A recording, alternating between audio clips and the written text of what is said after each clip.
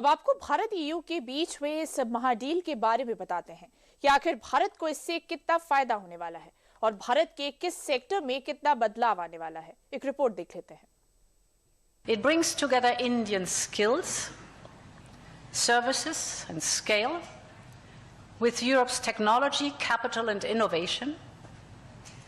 It will create levels of growth that neither side can achieve alone.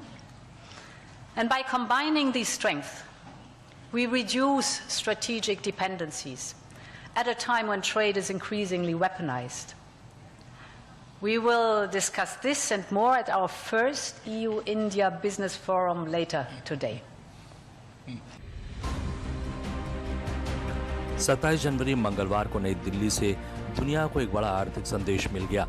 वैश्विक मंदी की आशंकाओं के बीच भारत ने इतिहास रच दिया। भारत और यूरोपियन यूनियन के बीच वो समझौता हो गया जिसे दुनिया मदर ऑफ ऑल डील्स कह रही है। ये सिर्फ एक ट्रेड एग्रीमेंट नहीं है, ये भारत की आर्थिक ताकत का ऐलान है, ये भारत के आत्मविश्वास का प्रमाण है और ये भारत के भविष्य की रफ्तार तय करने वाला FTA समझौता है। अब आखिर समझते हैं कि क्या है ये डील, क्यों इसे मदर ऑफ ऑल डील्स कहा जा रहा है, क्यों कहा जा रहा है कि भारत EU ट्रेड डील से ग्लोबल ट्रेड का ऑर्डर बदल जाएगा। इस डील से भारत और यूरोपीय संघ के देशों को क्या मिलेगा, अमेरिका और चीन जैसे देशों की दादागिरी इस डील से कैसे कम हो जाएगी। सबसे बड़ी बात है कि इस डील से आम आदमी को क्या फायदा होने वाला है। भारत के 99% से ज्यादा सामान अब यूरोपीय देशों में कम या बिना टैक्स के बिकेंगे। कपड़ा, चमड़ा, मछली, ज्वेलरी सेक्टर्स $33 अरब के निर्यात को सीधा फायदा होगा। इन सामानों पर लगने वाला 10% टैक्स FTA लागू होते ही खत्म हो जाएगा। कार और ऑटो सेक्टर में सीमित छूट ताकि भारतीय कंपनियों को नुकसान न हो। किसानों को हितों का ख्याल होगा। भारत ने दूध, अनाज, पोल्ट्री, फल, सब्जी जैसे क्षेत्रों को FTA से बाहर रखा है। प्रोफेशनल्स को फायदा, भारतीय IT प्रोफेशनल्स और एजुकेशनल सर्विसेज के लिए यहाँ पर EU से बड़ा बाजार मिलेगा। भारतीय कंपनियों और प्रोफेशनल्स को EU के 144 सर्विस सेक्टर्स में काम करने का मौका मिलेगा। EU को भारत के 102 सर्विस सेक्टर्स में एंट्री मिलेगी। भारतीय प्रोफेशनल्स को EU में काम और बिजनेस के लिए जाना आसान होगा। डिजिटल पेमेंट, ऑनलाइन सेवाएं और नई तकनीक को बढ़ावा मिलेगा। इस ऐतिहासिक समझौते के बाद भारत के 99% से ज्यादा उत्पाद अब यूरोपीय बाजारों में कम या बिना टैक्स के पहुंच सकेंगे। मतलब भारतीय सामान अब और सस्ता, भारतीय उद्योग अब और मजबूत बनने वाला है। जर्मनी, फ्रांस, इटली जैसे दिग्गज देशों के साथ भारत ने वो डील की है जिसके दायरे में दुनिया की करीब 25% GDP आती है। $20 ट्रिलियन से ज्यादा की संयुक्त अर्थव्यवस्था के लिए जानी जाती है। अब आप ये भी समझिए कि इस डील से दोनों देशों के बीच डील का आंकड़ा किस सेक्टर में कितना होने वाला है। बियर पर टैरिफ घटकर 50% किया गया है। शराब की टैरिफ पर 40% कटौती की गई है। कार, कमर्शियल व्हीकल्स में 110% से घटाकर 10% किया गया है। जैतून के तेल, मर्जरीन, वनस्पति तेलों के शुल्क को समाप्त किया गया है।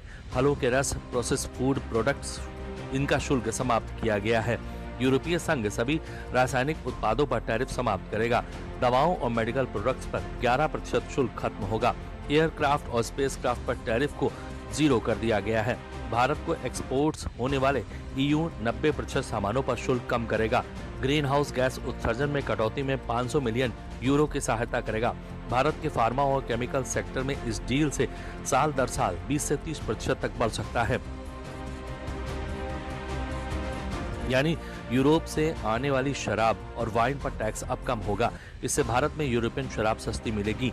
BMW, मर्सिडीज, पोर्शे जैसी यूरोपियन प्रीमियम कार कंपनियों के लिए भी भारत में बिक्री आसान होगी। यूरोप की IT, इंजीनियरिंग, टेलीकॉम और बिजनेस सर्विस कंपनियों को भारत से ज्यादा काम मिलेगा। यानी कुल मिलाकर भारत को हर सेक्टर में इस डील का फायदा होने वाला है। As I said before, areas like textiles, apparel, home decor, furnishing, where India has very serious labor-intensive interests, 100% of the European market will be open for business from day one, in size and lower in cost. So we've been able to come to a very amicable understanding where the auto industry in Germany is very happy, getting greater access in a phased manner in areas of their interest, while Indian industry is very happy that we've been able to protect their areas of interest in the smaller and low-cost automobile sector.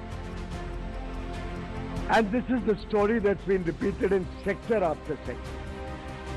So I believe we are offering today to the world an agreement which is unprecedented in scale, in terms of market access. It will support Make in India and support industry in the European Union. कपड़ा, चमड़ा, जूते, मछली, jewellery ये वो sector हैं जिन्हें इस deal से सीधा और तगड़ा फायदा मिलने वाला है। करीब 33 अरब डॉलर के निर्यात को बूस्ट मिलेगा। अब तक भारत के कपड़े, जूते और लेदर प्रोडक्ट्स पर यूरोप से 10% का टैरिफ लगता था, जो भारतीय एक्सपोर्ट्स के लिए बड़ी बाधा था। लेकिन अब वही टैरिफ या तो कम होगा या पूरी तरह खत्म होगा, यानी भारत का मैन्युफैक्चरिंग सेक्टर अब ग्लोबल रेस में और तेज दौड़ने वाला है। It is extraordinary. It goes far beyond a free trade agreement. It goes far beyond the humongous potential that is being unlocked with the free trade agreement. It is truly a statement of deep partnership and the strategic intent of the European Union and India coming together in a multitude of areas. ये deal सिर्फ export नहीं बढ़ाएगी, ये रोजगार भी पैदा करेगी, MSME sector को ताकत देगी और भारत को ग्लोबल वैल्यू चेन का एक खास केंद्र बनाएगी। भारत के आर्थिक इतिहास में ये डील स्वर्णिम अध्याय की तरह दर्ज होने वाला है। भारत और यूरोप के बीच वित्त वर्ष 2024-25 में 12.4 लाख करोड़ से अधिक का कारोबार हुआ है, जिसमें भारत का निर्यात 6.9 लाख करोड़ था। ईयू से आयात 5.5 लाख करोड़ रुपए का था। दोनों के बीच एफटीए से आयात निर्यात में तेजी आएगी, ट्रेड आसान हो जाएगा। भारत और यूरोपीय संघ के 27 देशों की अर्थव्यवस्था को बल मिलेगा। दोनों के लिए 200 करोड़ लोगों का विशाल मार्केट खुल जाएगा। इस डील से दुनिया की 25% जीडीपी को कवर करने में मदद मिलेगी। सबसे बड़ी बात है कि इस डील से भारत और यूरोपीय संघ को अमेरिका और चीन का विकल्प मिल जाएगा। हालांकि इस फ्री ट्रेड समझौते में कृषि और डेयरी जैसे सेक्टर को बाहर रखा गया है। मतलब यूरोप का सस्ता दूध या पनीर भारतीय डेयरी किसानों को नुकसान नहीं पहुंचा सकेगा। वहीं ईयू भी अपने किसानों को लेकर सतर्क है, इसीलिए इन मुद्दों को समझौते में शामिल नहीं किया गया है। Bharat EU free trade deal से अमेरिका और ईयू दोनों के लिए एक झटका साबित हुई है। इस डील से भारत और यूरोप दोनों की चीन पर निर्भरता कम हो जाएगी। चीन के बजाय भारत एक ग्लोबल मैन्युफैक्चरिंग हब के तौर पर उभरेगा। वहीं अमेरिका की दादागिरी भी कम होगी। अमेरिकी राष्ट्रपति ट्रंप टैरिफ का हंटर चलाकर जिस तरह से ग्लोबल सप्लाई चेन और ग्लोबल इकोनॉमी में उथल-पुथल मचाते रहते हैं, अब वो खत्म हो सकता है।